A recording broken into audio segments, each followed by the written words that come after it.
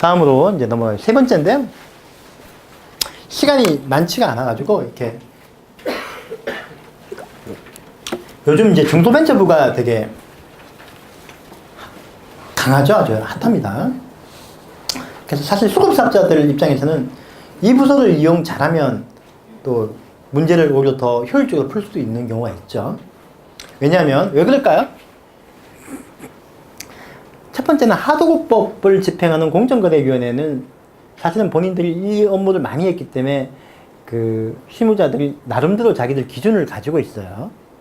근데 그 기준이 맞을 수도 있고 안 맞을 수 있지만 우리가 보기엔 안 맞아도 공무원이 그 생각 갖고 있으면 안 바꾸잖아요.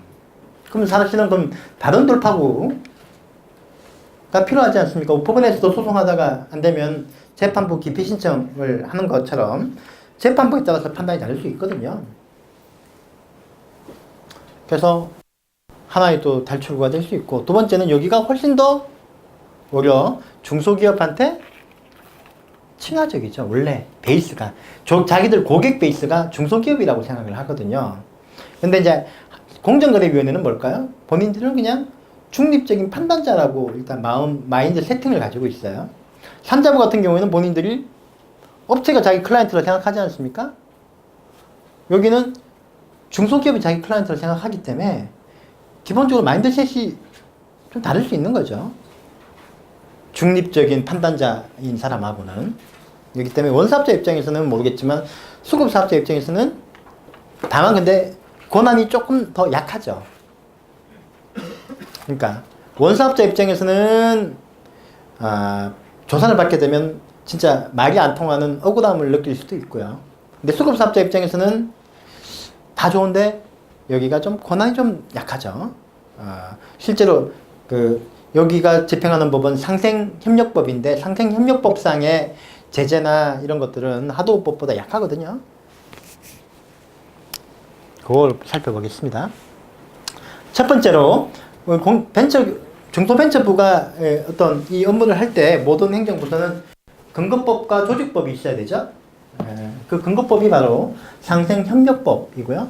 이거를 하도급 거래하고 가장 유사한 개념으로 위수탁 거래라고 하는 명칭을 사용합니다.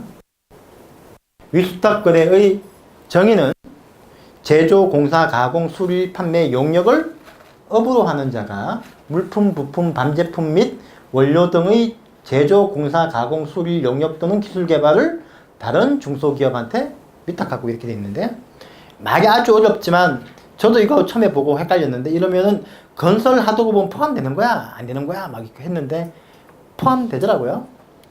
그냥 이건 필요 없더라고요. 물품, 부품, 반제품 이런 건 의미 없는 거고, 그냥 이 업을 하는 사람이 이런 거를 위탁하면 위수탁 거래가 되는 거예요. 법을 좀 이렇게 친절하게 좀 법을 만들어야 되는데 이렇게 너무 어렵게 해놨더라고요. 그렇지만 그렇습니다. 저희가 확인을 다 해봤고요. 그래서 일반적으로 이건 너무 어려운데 위수탁 거래가 하도급 거래보다 좀 더 일반적으로 넓어요. 하도급 거래는 다 위수탁 거래에 들어가고요. 위수탁 거래 중에 하도급 거래가 안 되는 경우도 있습니다. 근데 일단 그렇게 보시면 돼요. 예. 하도급법 거래하고 같고 다만 이게 더 넓다. 보면 이게 됐고요. 보면 적용 대상의 그림을 그려놨는데 위수탁 거래가 더 크죠. 네, 위수탁 거래가 더 큽니다. 거래 관계도 뭐 30가지, 7가지 이렇게 있는데 이거 너무 많긴 하지만 이렇게 더 크고, 매출액, 종업 원수 이거는 그냥 중소기업 간에도 적용이 되고요. 예를 들면 더 작은 중소기업이 자기보다 큰 중소기업한테 위탁하는 것도 위수탁 거래가 됩니다. 그 다음에 예를 들면 제조를 업으로 하는 사람이 뭐 이런 용역을 위탁하는 경우도 위수탁 거래가 되는 거예요. 하도급법은 안 되거든요. 하도급법은 자기가 하는 업무 그 중에 일부 또는 전부를 위탁을 주는 것만 하도급법이 되잖아요. 그래서 제조 하도급을 하는 사람이 그 제조하기 위한 일부 제조를 맡기는 경우인데, 위수탁 거래는 그렇지 않습니다. 그래서 이건 훨씬 더 크죠. 뭐 어떻게 이런 거죠, 이런 거죠. 예를 들면 남사친, 여사친 이게 여기 큰 거고 중간이 뭐다? 남자친구, 뭐 여자친구 이런 개념이죠. 남사친하고 여사친하고 남사친과 남자친구가 같은 개념인가요? 여사친하고 여자친구가 같은 개념인가요? 아니죠. 아, 다른 개념, 그건 아예 다른 개념일 수 있겠네요. 그렇죠? 다른 개념일 수 있겠구나. 아, 이렇게 머리 나쁘면 변호사 못 하는데. 그래서 예를 잘못 들었습니다. 아, 그러네. 자, 상생협력법상 위수탁거래 규정을 보면요. 하도급법과 상당히 유사합니다.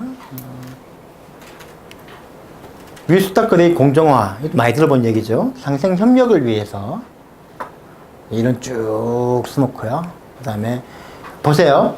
약정서 및 물품 수령증 발급 의무. 이게 뭐죠? 하도급법상 계약서 서면 교부 의무. 납품 대금 지급 기한 60일로 돼 있고요. 지연이자도 돼 있고 할인율 다 원래 있는 얘기죠. 그 다음에 공급 가격이 변동하면 원가를 납품 대금 조정할 수 있도록 하는 제도. 검사할 때 똑바로 해라는 거.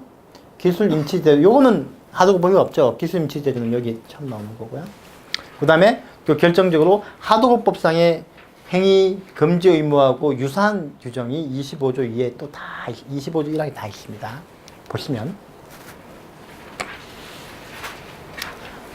서면 교부 의무 있죠? 납품 대금 지급 의무는 이렇게 돼 있습니다. 합리적인 검사 의무도 거의 하도급법 같이 돼 있고요. 감액하지 말라. 그 다음에 대금, 그 다음에 추가 대금 미증액 금지. 이건 사실은 비슷한 건데 어쨌든 그 다음에 추가 대금 미증액 금지는 하도급법에 뭐가 있죠? 설계 변경 등에 대한 대금 조정 정액 감액 그 유형은 똑같은 겁니다. 사실은 똑같진 않지만 거의 같은 취지입니다. 그 다음에 부당 강제 구매 이것도 그렇죠? 하도급법에 있는 조항이죠. 그 다음에 부당 대물 변제 금지, 그 다음에 내국 신용장 개설 기피, 부당 발주 기피, 그 다음에 부당 기술 자료 요구 금지, 불이익 보복 조치 다 있습니다. 아까 말씀드린 것처럼 하도급법에 없는 기술 임치 제도가 있는 거죠. 기술 임치. 기술 자료를 보호하기 위한 하나의 또 그거죠. 기술 자료를 어쩔 수 없이 위탁 기업이 받아와야 되는데 위탁 기업이 받아놓고 있으면 뭐 한다? 그렇죠? 유용할 수가 있고 빼돌릴 수가 있으니까 이 기술 임치 제도를 통해서 제3기관에다가 맡겨놓고 정말 필요할 때만 와서 열람을 하고 볼 수 있게 하는 그런 제도죠. 기술 임치 제도 이게 보면 참 합리적인 게 우리나라 가상 민법 가사편에도 도입이 될 필요가 상당히 클 것 같아요. 우리 남편 우리 맞벌이 하더라도 월급 이렇게 부인이 달라고 하잖아요. 주고 나면 어떻게 쓰는지 안 보여주는 거죠. 남아있는지도 모르겠고. 그러니까 생활비 임치제도 이런 게 필요할 것 같아, 이게. 그렇죠. 예. 공감하시는 분이 많죠. 살다 보면 내 돈도 내 돈이고 네 돈도 내 돈이고 이런 분들 이렇게 있으니까. 보니까 이 하도급법에 있는 제도 중에 상당 부분이 우리 민사 관계에도 적용될 필요가, 특히 가사에 적용될 필요가 많이 있겠더라고요. 이 보면은 이제 가사 분담 이런 거, 가사 분담이 아니고 이제 가사를 같이 하는 거죠. 하는데 보면 뭐 일 좀 잘못하면 옛날에 잘못한 거하고 결부시켜가지고 뭐라 하는 거, 이거 뭐죠? 부당결부 금지 원칙 위반이잖아요. 그러면 그 다음에 용돈 같은 거 아무 이유도 없이 갑자기 자기가 무슨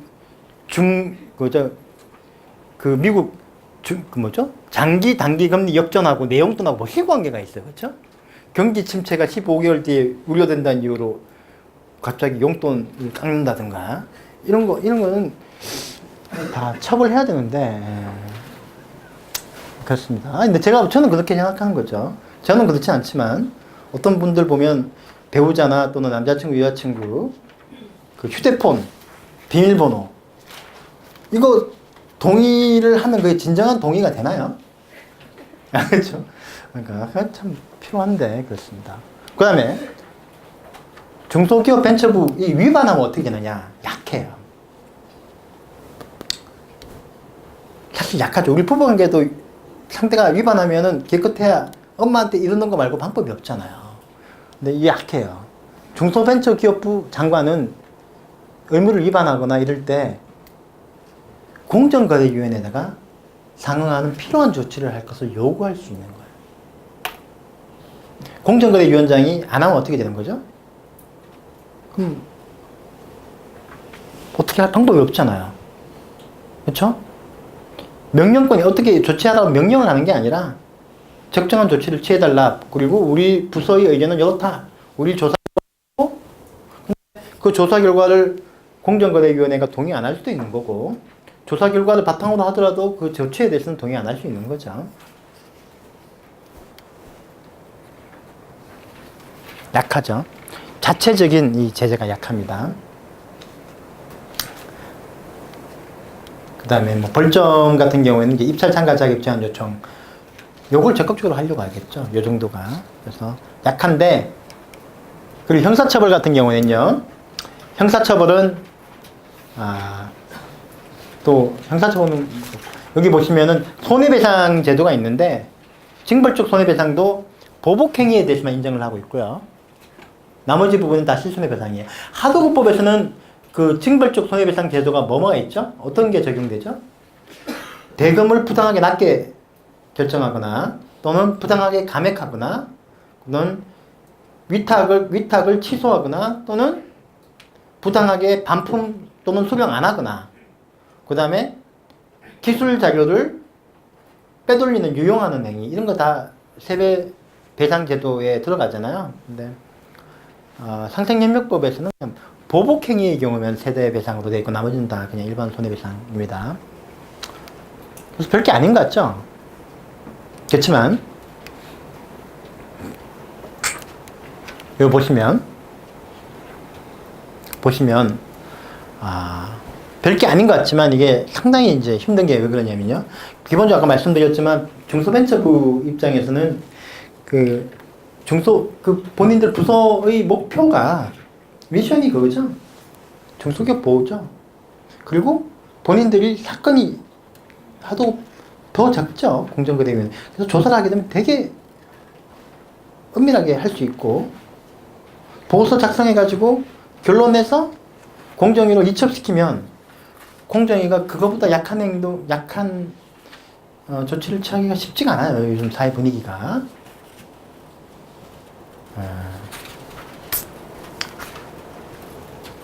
조사받을 때 팁은 제가 여기서 부적절해가지고 얘기하지 않겠습니다. 근데 일단은 조사를 완전히 받게 되면 힘들어요. 제일 좋은 거는 뭐 사실은 조사할 때 자료가 없으면 아무 행동도 못 하겠죠. 그렇죠? 강제 조사권 없으니까. 네, 어쨌든 간에 자료 나와가지고 하게 되면 훨씬 더 강하게 이 보고서가 올라가거든요. 그럼 공정위 입장에서는 그거보다 약하게 뭔가 하기가 쉽지가 않아요. 남의 기관이 보고 있지 않습니까? 진짜. 거기다가 청와대까지 감시를 하잖아요. 그리고 예를 들면 중소벤처부에서는 예를 들면 A가 잘못이고 그래서 B라고 하는 제재를 취하라고 했는데 공정위가 자기 판단해보고 그보다 훨씬 더 낮은 제재를 취하고 일부 혐의에 대해서 인정 안 하면 그게 대해서 명확한 근거가 없으면 뭐가 되죠? 나중에 직권남용 되잖아요. 명확한 근거가 있어야 되는 거죠. 명확한 근거가 있어도 굳이 내가 왜 이런 위험까지 져야 돼? 이런 생각을 할 수 있겠죠. 그렇기 때문에 중소벤처부 조사 잘 임해야 됩니다. 그렇고요. 의무 고발. 이제 뭐 말씀드렸지만 중소벤처부에서는 거의 의무 고발은 의무 고발을 매우 적극적으로 해요. 공정위가 그래서 공정위는 과거에 하도급법 위반에 대해서는 의무 고발을 잘 안 했죠. 근데 중소벤처부가 나중에 의무 고발을 합니다. 그렇기 때문에 이제는 공정위에서도 가급적이면 흠 안 잡히고 하려고 자기들이 먼저 의무 고발을 하는 추세가 되고 있습니다. 아시죠? 그 하도급법 위반의 형사처벌은 공정거래위원회의 고발이 없으면은 기소가 안 됩니다. 그리고 우리 사법체계상 기소 못하는 범죄는 수사권도 없는 거 아시죠? 수사권이 없어요. 기소가 전제되지 않으면 수사를 못하게 돼 있어요. 그래서 검찰이나 경찰이 수사 못하는 겁니다. 하도급법 위반은. 물론 그게 이제 건산법 위반이라든가 다른 법 위반인 경우에는 별도의 jurisdiction을 가지지만 그렇습니다. 근데 지금까지는 그래서 거의 하도급법 위반에 대해서는 우리 공정거래위원회 입장은 아주 나쁘고 학생이 강한 행동이 아니면 그거는 서로 그 원사업자와 수급사업자의 민사 문제다라고 봐서 형벌을 개입시키는 걸 매우 꺼려야 됐거든요. 그런데